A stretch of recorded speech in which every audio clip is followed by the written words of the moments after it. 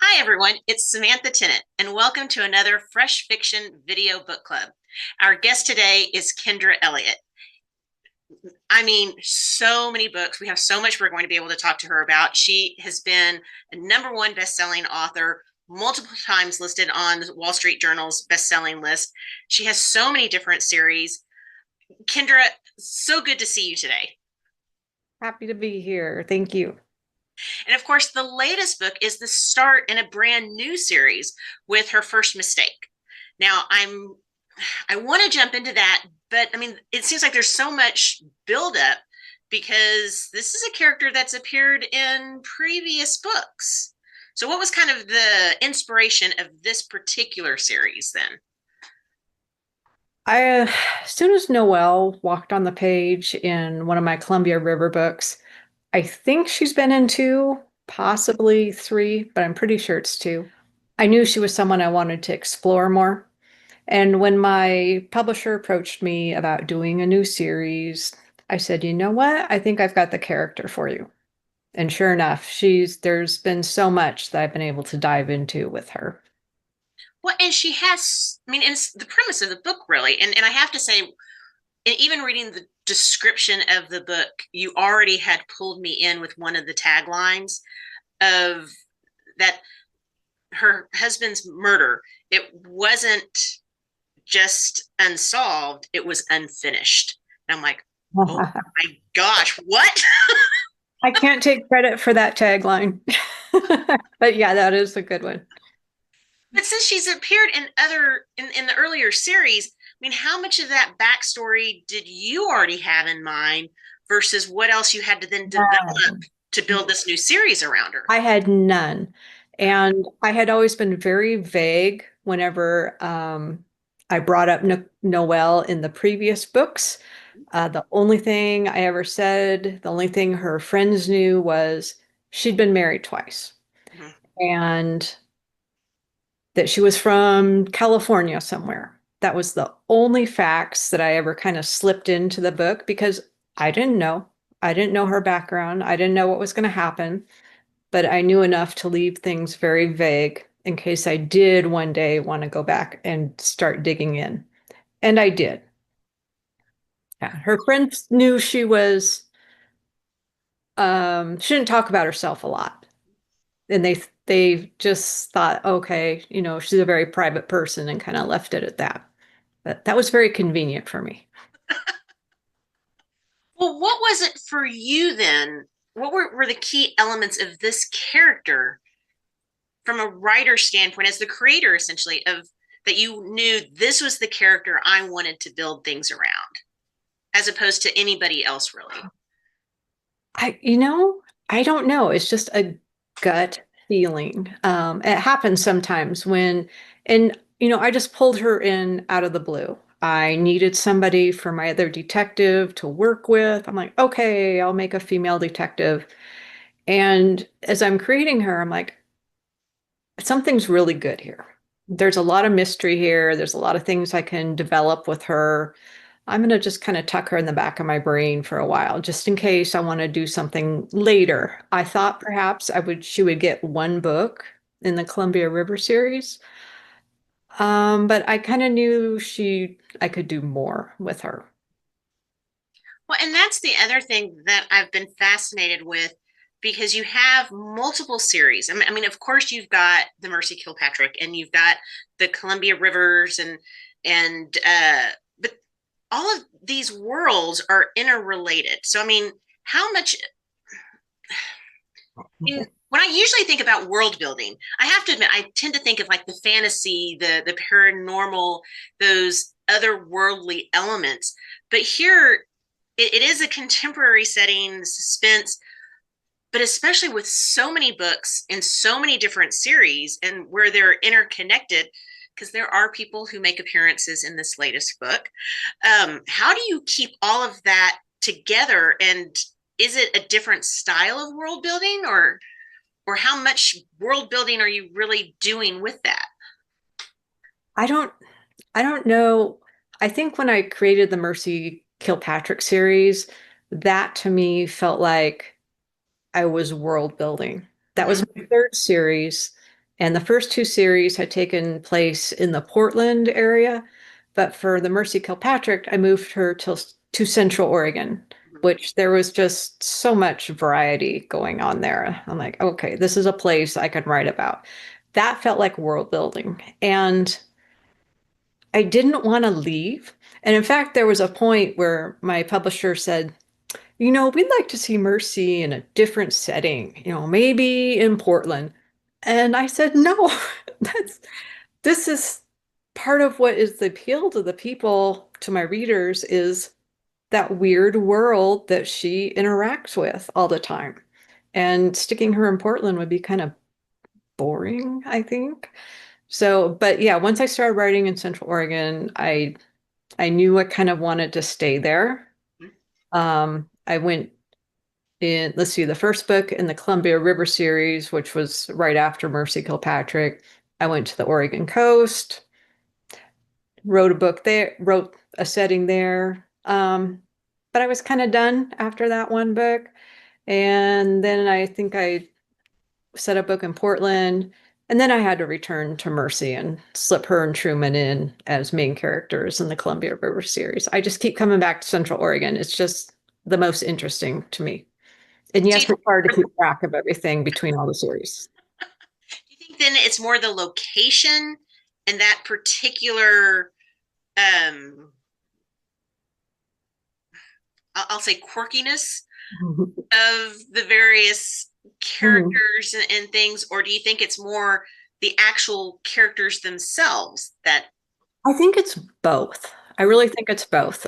People do really relate to the primary characters in those books. And then, but the quirkiness, I I don't want to say exaggerate a little bit, but when you're writing a secondary character, that is your opportunity to write someone a little odd, a little bit unusual, where I didn't want to go there with my main characters, Mercy or Truman or even Noelle. I want them to be normal, essentially. I Mhm. want my readers to relate to them, but enjoy the other strange, odd people around them. So, how is your writing process then with that? And especially as you're further fleshing out Noelle and making her the central point of this new series, are there new things that are just coming to you as and how you picture it? Or are new things popping out on the page for you even as you're writing, or are you coming up with the storyline versus the character? I am not a plotter. When I sit down to write a book, the only thing I know is who the main characters are. And usually I know my my opening scene. That's all I know, pretty much. I do not know what's happening after that opening scene. In fact, I am between book two and book three right now, and I know I need to start writing on August 1st. I have no idea what I'm going to write for that story. I think I may have scribbled down a couple of little notes here or there that I will go back and dig around and see if I can see if I can find them and see if that kind of gives me some ideas. But all I know is, yeah, I'll be diving more into Noelle and into Max and into their families. That's all I know. Okay, so this is taking me now in a different tangent because one of my things, it always blows my mind talking to mystery and suspense thriller writers when they're like, oh no, I don't have anything plotted out. And I'm just kind of going with it. I'm like, no, no. You have to trust you get us there. It's like, okay. But the fact that you're about to start writing book number three, and you're saying you have no idea what you're even going to do. I mean, it sounds like I there's don't. nothing there yet. I did have to send my publisher like two sentences a couple months ago before they gave me the contract for book three and four. And I just came up with something. Oh, this sounds good. And they don't ever expect me to, they don't go back to that two sentences Mm-hmm. after I've written the book and say, this is not the book you promised us. They just need something to be able to show that, oh yeah, she has an idea for a book. Mm-hmm. If they were a contract. So, okay, so my thing is always I just don't have ideas. I have not been a writer. I am the reader. So how is that? Okay, those two sentences essentially, and like you said, you've got a couple notes here and there. How are you taking that And and wrote a book. that you knowing that you've got a whole other book three and a book four? I mean, is it do you, again, are you just sitting down and writing? Is it a sentence I at a I time? I mean, am. I am. I will probably brainstorm for a few days, just kind of scribbling some things out. I will try to get that beginning scene mhm, focused and know who's gonna die. Or actually, don't I may not know who's gonna die. I just know there's a dead body. mhm, Um, there was a point, I think it was maybe the third or fourth book I ever wrote that I'm like, I need to plot. I need to know what's going to happen. I will be able to write so much easier if I know what's going to happen. And I was so stressed trying to plot that book, trying to write what I plotted. I actually came down with shingles. I blame it on that. I don't know if yeah. that happened, but and since then, I don't even try. I just trust the process that I will get through this. The book will be hopefully good. I have a great editor to help straighten me out if it's not that great. But this is going to be book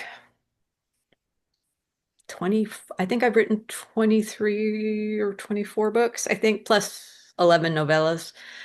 So it's a process that works for me. Yeah, I was just thinking, like, obviously this works. I mean, you've got so many books And I that just have to have faith published. that it will happen again. Yeah, hasn't failed me yet.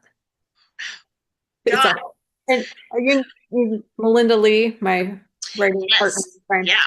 writes the exact same way, exactly the same way. Okay, now I wanted to talk about your writing and relationship with Melinda because you guys have partnered and written a couple books together, and with her having that same kind of style, because she lives near you now, because you used to live on opposite coasts, right? Okay, we're back on opposite coasts. It's so funny. So the history of Melinda and I, we met back in, I think, 2012. We had both signed on with the same publisher and just sort of met through that way. And she lived in New Jersey and I lived in Oregon. And but somehow we just clicked. Just right away, we just clicked and we talked every single day, if you call messaging talking, not actual physical talking. Um, and we would see each other at conferences. We would actually vacation together. And she bought a house in Florida at one point, and I would go stay with her for a week or two. And after a while, I was like, why don't I live here too? It's warm, it's sunny, there's this ocean right here. And so I bought a place like 10 minutes from her. Um, but we both sold those last fall. We were both done, I I'm in think. Florida. Florida. I was spending more time back in Oregon than I was spending in Florida. So we sold it. She's back in New Jersey. I am back in Oregon, essentially. So, but we still talk every day.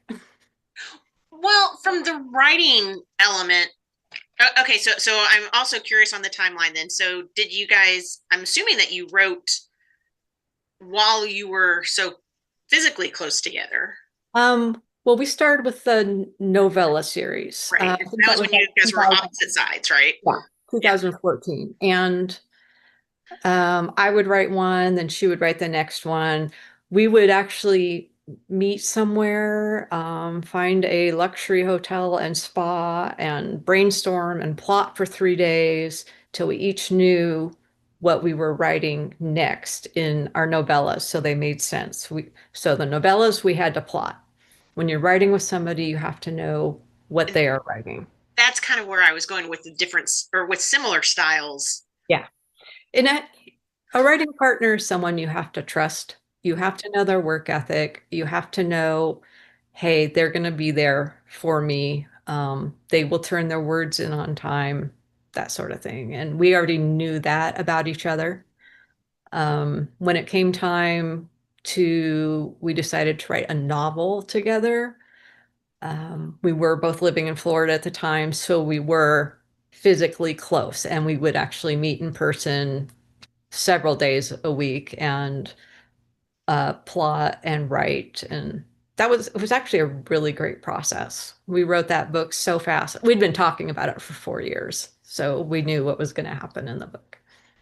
So do you think it was the fact of having somebody else as a writing partner, or maybe it was just the fact that it was Melinda, where, like you said, you were having to do a lot more plotting, and that seems to have gone very well and smoothly, as opposed to when you're doing it on your own and you're breaking out in shingles from the stress of trying to do a plot.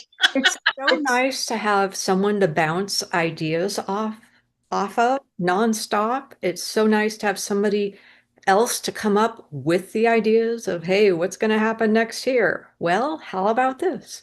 And that makes me think of something else. And then I'll throw out an idea, which makes her think of something else. And it flows really naturally. And neither of us have big egos. Mm-hmm. So we aren't like, I want this scene. I am going to write this scene. I want this scene to happen. This is what I want to happen. I don't feel that strongly. And if she felt strongly about a scene, I'm like, it's all yours. Go for it. You write it, make it fantastic. Um, we work really smoothly together and respect and trust the other person. Well, even with then the output and the writing stories, the other element, in addition to like the world building, is the balance of, because there's so many different elements that come into the books, right? I mean, there's the there's the romantic storyline, which even as subplots, I always am the sucker for that. I'm a romanceaholic at heart, right? So there's the romantic element, but then you also have the thriller element, the suspense. You've got the murder that's happening. You have the actual physical action Mhm. that's happening, right? There are real threats, physical threats that are happening in the storylines, but there's also all the different psychological elements. And how much are you usually having to weigh those psychological elements versus the the various action plot points? And is it a struggle to find that right balance between the two? It's a little bit of a struggle for me to do the action part. Mm-hmm. For some reason, the psychological is easier for me, and I lean more heavily into that, I think. Um, Melinda loves the action, and often when I'm writing my own books, I'm thinking, okay, Melinda would be putting in an action scene here, so I probably should do that. I probably should do that too, because she's better at doing the action. She knows when it needs to happen. And sometimes I think that my books would be just absolutely no action if I hadn't written with her so much. But that's probably not quite true because my books before we wrote together, they did have action too. But it's a little bit harder for me. I have to force myself to do it. If I start getting bored while I'm writing, that's usually a good sign that I need to blow something up, somebody needs to get hurt, and then I will plan some action. Mm-hmm. Is that also an element for the different twists and turns? What do you mean? The various gotchas for the reader of where they're going along and it's like, oh, I didn't quite see this coming in, or you Like, know. because I didn't see it coming either. Um,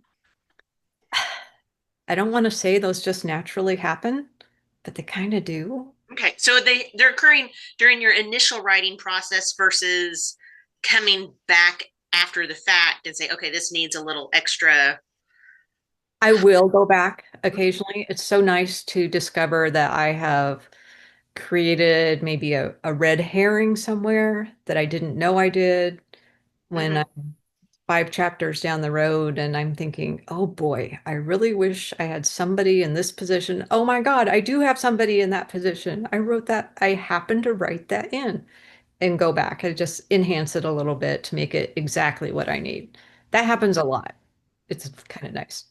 And with this book, there's also the various time jumps or Yeah. different time experiences in the story. So again, were you writing all of the was your writing chronological as you were doing it, or did you write, oh, okay, shaking the head no. So it was, here's Um, part of the story and here's another part, and yeah.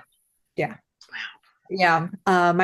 My editor actually I had asked her, hey, what do you want to see from me? Do you have some different ideas? And she had said, I would like a story that has flash forwards. I'm like, what does that mean? How do you flash forward? And I had to think about it for quite a while. But then, yeah, the book opens, it's set in the past, and then you will flash forward to see what is happening with Noelle now. And I tried to keep those sections a little shorter Mm-hmm, for the first third or so of the book until the timelines all come together.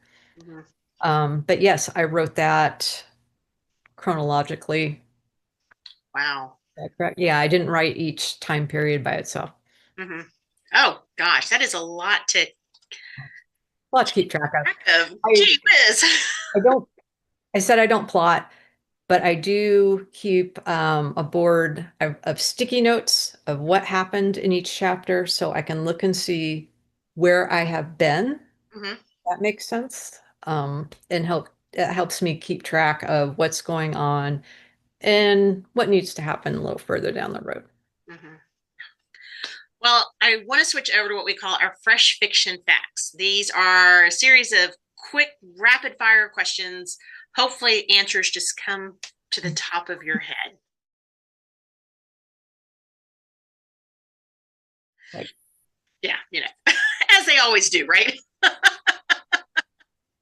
Okay, you've been kidnapped, but they return you 2 hours later because you will not stop talking about what? probably cats. Ooh, okay. How many cats do you have? I only have two. Okay. I am a bit of uh, like to call me crazy cat woman. That's not quite true. If you only have two, you're not a crazy cat woman. I only have My friends told me two. it's three that takes you over that level. I did have three for a while, so one passed. I fostered kittens and cats during the pandemic. That was really, I really enjoyed that. I have there's my little cat Hey. tattoo. It represents my three daughters, human daughters, not cat daughters. As people will ask me that, oh, you have your cats on your arm. Like, no, it's my girls. But yeah, I do like cats. Okay, with that, what is your favorite breed of cat then? Oh, no, no breeds. Just Rescue, mix. just It, a domestic house cat. Yeah, yep, yep. It's always the adopt, don't shop, right? It's, it is. yes, yep. I'm waiting for the cat distribution system myself right now. I had lost mine a couple months ago, so It happens. it's one of those. When it's ready, the It'll happen. distribution center system will work. So it's like, I okay, have to like wait. fight against it to don't don't bring that on to me. I can't have more cats in the house right now. Hey, who would you most want to be stuck in an elevator with? Hmm. Gosh, that's a tough one. I didn't say these were easy. So I'm a pretty massive introvert, Mm. so probably somebody quiet that doesn't want to have sit down and talk for hours that we're stuck. Isn't that horrible? Um, who would I like to meet?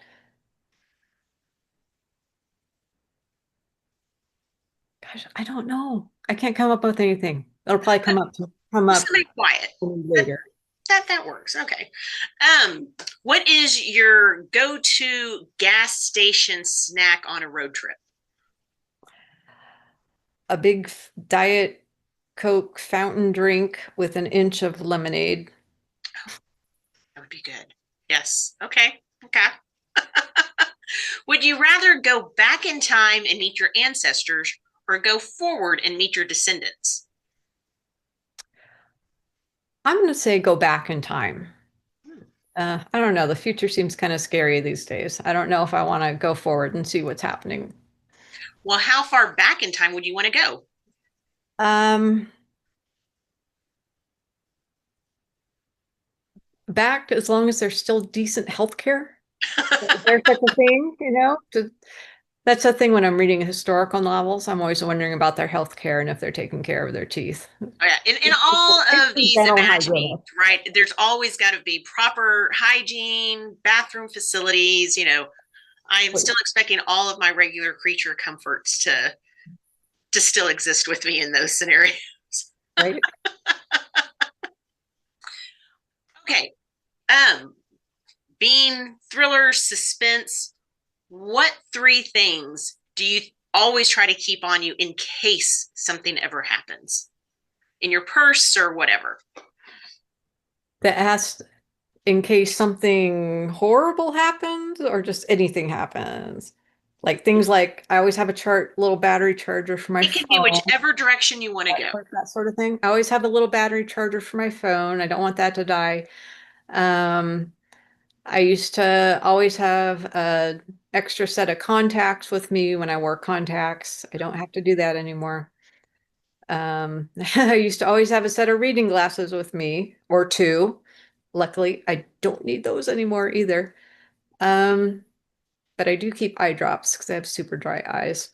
So pretty boring stuff. I don't carry cash as a backup, which upsets my guy. He wants me to always have cash on me, and I never do. Um, what else would, so yeah, just a battery charger, eye drops,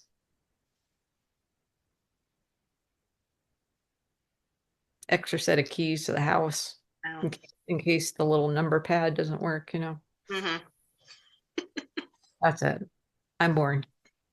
No, they're all practical. And believe me, I can definitely relate to the extra set of readers that those are now getting scattered more and more around the areas. And when I would fly, I would always have an extra pair of readers. You never know if it's going to break, and then you're stuck and you can't read your plane ticket or your app or anything. Yeah. Yep. So- Oh, yeah. I'm also at the stage where I am trading those readers with friends as we're out sometimes. Oh, yes. If somebody Yes. doesn't have it, it's like, oh, here, borrow mine, right? I actually had eye surgery this past January, and I don't need readers anymore. And it's been Lucky. the most wonderful thing. It really has. Although I occasionally do this because I always keep my readers on top of my head.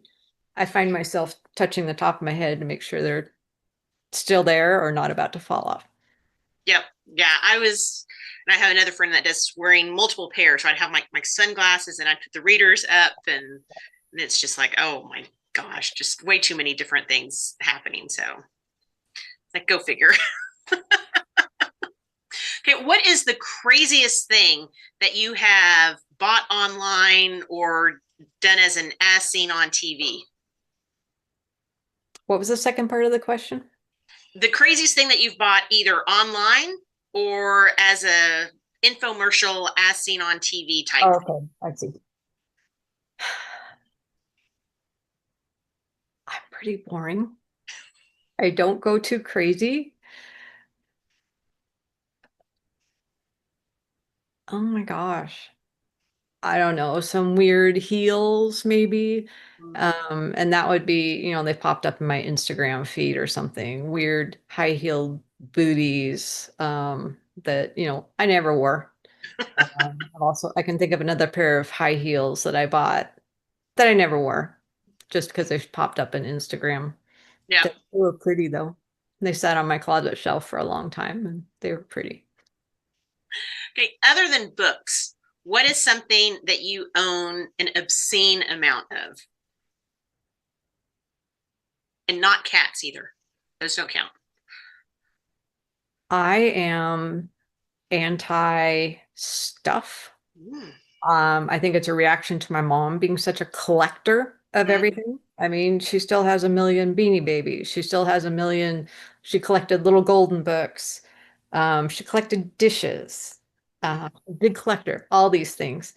And I can honestly say I don't have a lot of things. Sticky notepads. There. Sticky. I have a stupid amount of sticky notepads because I do use those for writing, and I love buying all the pretty different colors. What is something that will take you out of a story, either when you're reading or watching a movie or television show?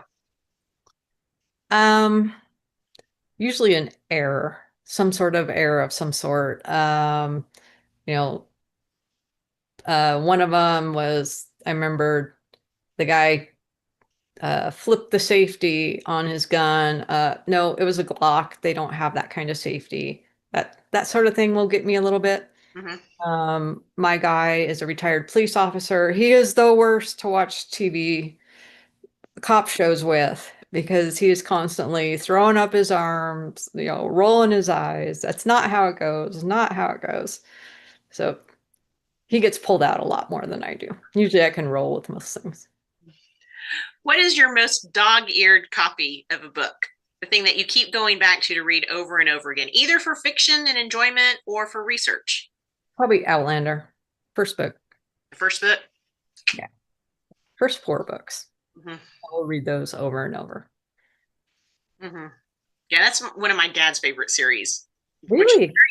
he fell in love with it, and I have lost track now of how many times he has reread that Uh-huh. series, and then he just laughs at me because I'll exclaim at something, and he's like, "Oh yeah, this is different in the books versus the TV show." And so yeah, I think he is. I really don't know how many times he has now reread Outlander. Mhm. Mhm. It Yeah, is I don't know how many times I have either. Always will go back. Always, yeah, works. And I always find something new each time. exactly right. There's a lot of detail in there, definitely.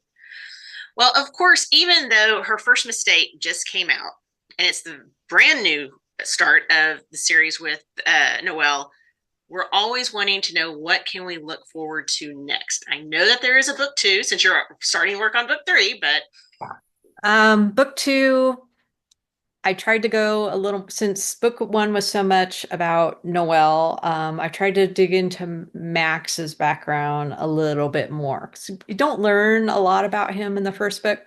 So I tried to do more of that. There will be a murder, of course. There will be several murders. I introduce a teenager character that I really like. One of those things, they just happen. I need a teenager. I start writing her, and I really like her, and I can see her being in several of the books. well, that's a really good tease. Okay. Well, if we're looking for more teasers and more information, where is the best place for our readers and listeners to stay up with you? KendraElliot.com. I'm also on Facebook. Awesome. Well, Kendra, thank you so much for joining us today. And for readers, if you have not picked up any of Kendra's books, this is a great one to start with for the her first mistake. It's the first in the Noelle Marshall series, but there are so many books that you can go out, and any of the Mercy books are also a real fun ride. Those are some of my favorite ones. So those are Those are everybody's favorites. Mine too. So be sure and go check out any of these books, and I guarantee that you will enjoy them. Thanks for joining us, Kendra. Thanks for having me.